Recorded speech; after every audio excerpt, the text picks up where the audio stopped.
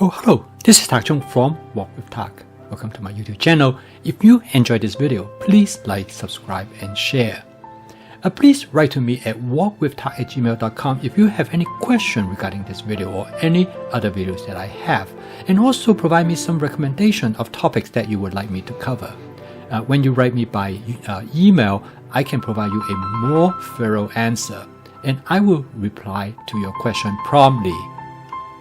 I have developed a fast cooking system to help you to make home cooking healthy, and the fast cooking system represents flavor chasing, advanced prepping, stir frying, and template-based cooking. And using these 4 attributes, it will help you to make home cooking as part of your daily routine. And today's video is a good example to demonstrate how to eat healthy food and how to make home cooking simple.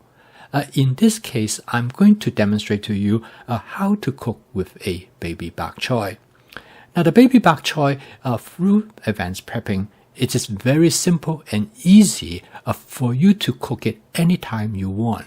Now, advanced prepping is truly key. I wash the baby bok choy first and then I store it away. And through this approach, you can have it anytime you want. And the baby bok choy's shelf life lasts about 2 weeks. So you will have it in many different dishes. So instead of just cooking in one dish, you will have it available to you for different dishes. Now, the baby bok choy in this particular dish actually has been in the refrigerator for almost about 2 weeks. As you can see, it's kind of reached its tail end, but it still works and it still have great flavor. Because of advanced prepping, I also have some broccoli on hand. And this is the beauty of advanced prepping, because you can combine different types of vegetables together, in this case based on what you have available. And through advanced prepping, you can make your home cooking more creative and innovative.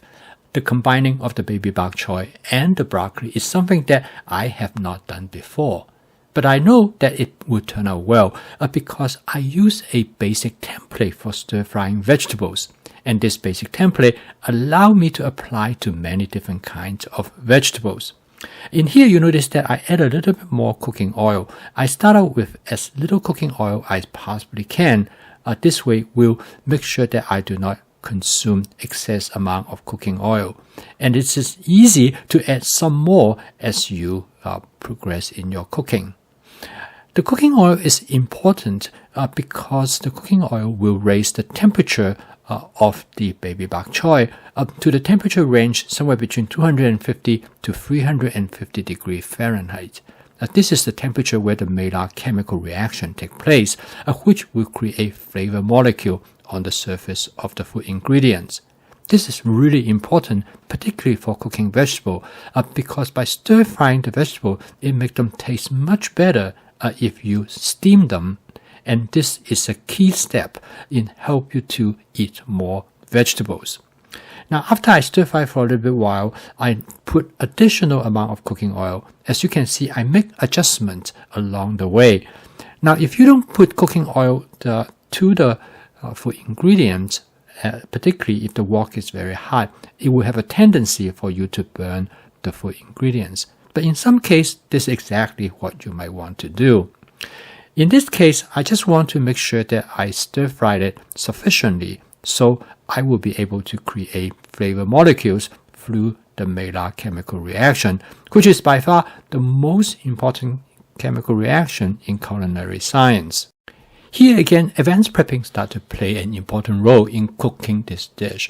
When I look in the refrigerator, I found out that I have some portobello mushroom that has already cut up and ready to be used. So I add the portobello mushroom at this time point, and I also add some additional oil because I want to cook the portobello mushroom relatively lightly.